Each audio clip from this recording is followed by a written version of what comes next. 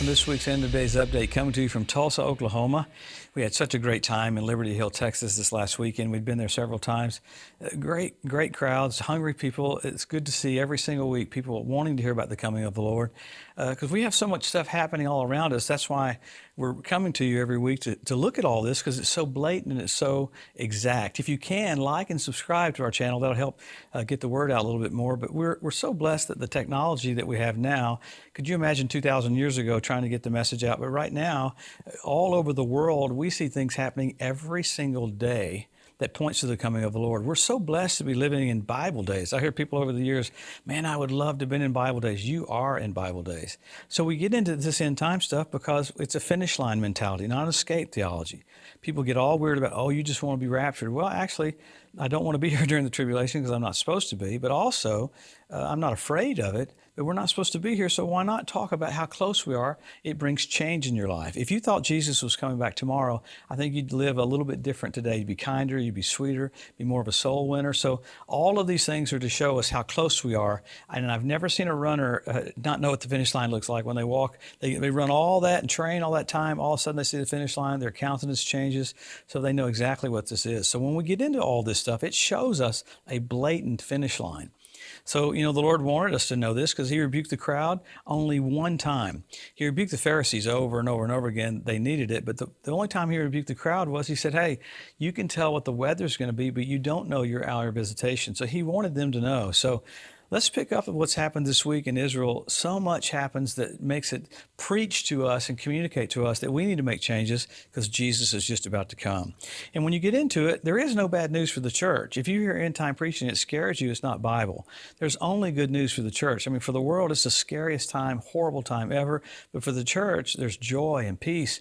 I mean, Paul talked about it, the rapture of the church, so that you'd be happy and you'd be hopeful and you'd be comforted. So that was the thought pattern for the believer. And there's one word that comes with being raptured. You see it 6 different times, and that is steadfast.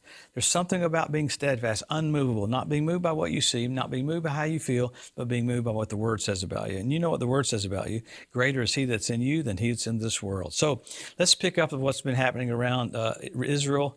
And with the U.S., all these things are coming to a head because Iran keeps acting so crazy. So the U.S., again, the administration, they threatened Iran to come to the negotiating table because Iran keeps saying, hey, we don't want to talk about this. Well, when you continually say you're going to annihilate Israel and America, there needs to be some changes. And they went about kind of a weirder path to avoid the negotiations again. So with that, the U.S. moved not just adding additional bombs, but all kinds of equipment to Diego Garcia, kind of their sending base for bombing over there.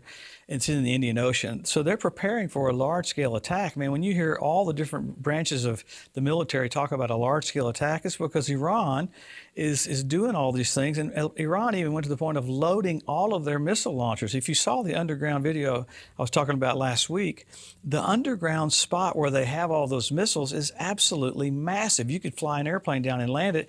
Well, they put all those missiles on launchers because they're basically saying, we're ready to attack Israel and America. So it was so extreme. I love that you had Emmanuel Macron kick into gear and call for a huge meeting in Paris of basically European leaders. Most of them were NATO, some weren't. But why did he meet? He said, hey, we got to figure out a way to get Iran not to send a nuke down on Israel. So it's weird that it's pushing toward all of that and pushing toward bombing. And you say, well, all you guys do is talk about war. Well, the Lord said it pretty clear. He said there'd be wars and rumors of wars. See that you're not troubled. All these things must come to pass. So in the midst of all this, it preaches to us to lift up our heads. Jesus said, when you see these things come to pass, lift up your heads. Your redemption draws nigh. So number one, he doesn't want you downtrodden, he wants you happy.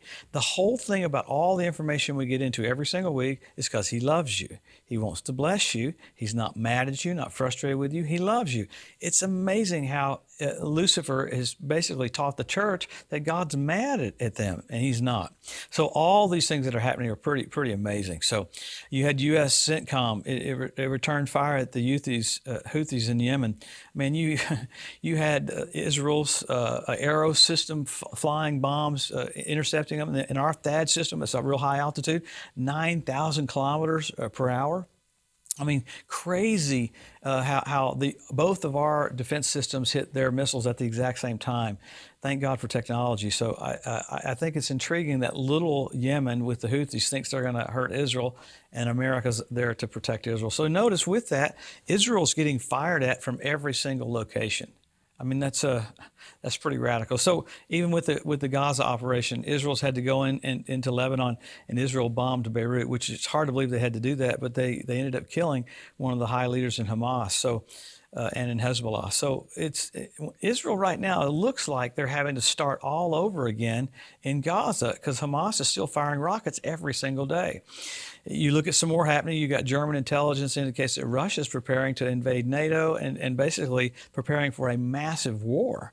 I mean, they've upped their troops 30% in the last 4 or 5 years, and they've made it look like they're being depleted and not happening, but they're basically gearing up for a massive invasion. So after that, you have natural things. You have a 7.7 earthquake in Mandalay, Myanmar, with over 2,000 people were killed. In neighboring Bangkok, the buildings were falling there in Thailand. It's just crazy because the earthquakes were so large. Israel's still not done with Gaza. They ordered a massive evacuation of Rafah in the southern part of Gaza. They did that so that people wouldn't get killed. So they're trying to protect as many people as they can. So Russia, Putin's presidential limo burst into flames this last week. I mean, you got weird stuff happening with Russia. Putin made our president wait for an hour on a phone call. So they're jockeying for position, playing a little bit of games with the rest of the world. But we're watching all this stuff because the Ezekiel 38 war happens just after the rapture. And then we have about 7 years later, you have the Battle of Armageddon. So the players for all this, you got the Euphrates River running dry. So the kings of the east will come over. So all these little things are happening. Why? Jesus is just about to come back. So we always go back to the Word. With all this stuff happening, what do we have that's solid and concrete? Because nations come and go, people come and go, but the Word never changes. Number one, Israel regathered as a nation, 1948. Jerusalem won back in 1967. Jesus said the generation sees those two events won't pass away till all fulfilled. But then you have the language restored, Hebrew language restored. You have the Ethiopian Jews brought back in one day. You have the fertility of the land of Israel. You have the Temple Mount Institute. A whole lot being said right now about the red heifers. I mean, it looks like they're going to, one of them will be taken care of this next month, like the last month that they could. They found some white hairs on some of the other red heifers. There's a bunch of stuff about that. But you had foxes on the Temple Mount. You had fish in the Dead Sea. You had the Dead Sea turned blood red where Sodom and Gomorrah was. Happened on the Day of Atonement. That's crazy. You have the ritual baths around the Temple Mount fill up with water, first time in 2,000 years. So you've got natural things happening. I like the main one was you have an Israeli ornithologist, a bird specialist, said we have the largest gathering of predatory birds ever in history, 172 different species. Started showing up in the land of Israel. And she goes, we don't know why. Well, we know why. After the Ezekiel 38 war, God calls on the fowl of the air to come clean the land up. 7 years later at the Battle of Armageddon, he calls on the fowl of the air to come clean the land up. So you got the cleanup crew in Israel right now. So you have mass amounts of signs. I think in the book there's about 79 or 80. I remember when we were getting it ready, the guys said, whoa, we were fact checking and we found out all this stuff is true. I said, well, exactly. I can't make this stuff up because it's blatant. It's all happening right in front of our eyes. I like the one when men will be lovers themselves, guys with selfie sticks. One guy almost got hit by a car taking 2 pictures of himself at the same time. So you have sign after sign after sign after sign. Now, signs are indicators. Like when you're going to turn left in your car, you put your blinker on. You're indicating you're going to turn. You're not turning. You're indicating you're about to turn. So all these signs are indicating to us Jesus is about to come back. So amazing how flawless they are. But then you go from signs, you got signals. You had blood red moons on Passover and Tabernacles several years ago. Pretty radical that the heavens were going, I died for you, I'm coming back. I died for you, I'm coming back. Wow, when's the last time you had 4 blood red moons? NASA calls it a tetrad. Last time you had 4 blood red moons in a row like that was 1967 when Jerusalem was won back. 1948 when Israel was made a nation, and 1492 at the Edict of Expulsion when the Jews were kicked out of Spain. So that's pretty radical that the heavens are marking and signaling that the king is about to come back. I like the other ones too. The Bethlehem star is one of my favorites. You have Jupiter, Regulus, and Venus together. I mean, the constellation was Virgo. You had it happen this last couple of years. A celestial event, Jupiter, Regulus, Venus come together. The Bethlehem star, what was the constellation? Leo. He's the Lion of the tribe of Judah.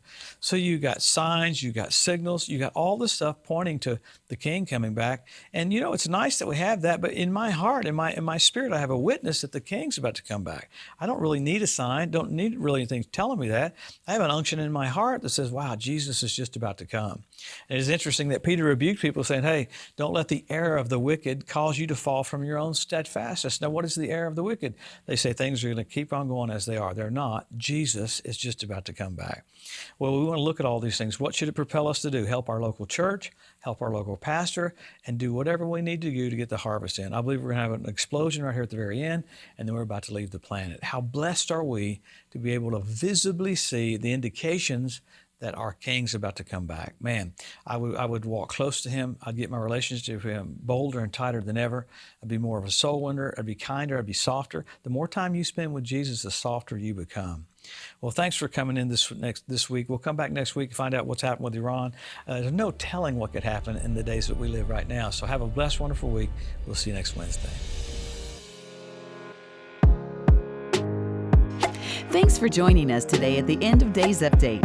If you'd like to be notified every time there's a new post, just go to the edu at josephmorris.com and subscribe to receive email alerts. If these posts and updates have been a blessing to you, please consider making a one-time donation to help get the message out, or even becoming a monthly partner with Joseph Morris Ministries. Thanks again for tuning in to the EDU, and we'll see you next week.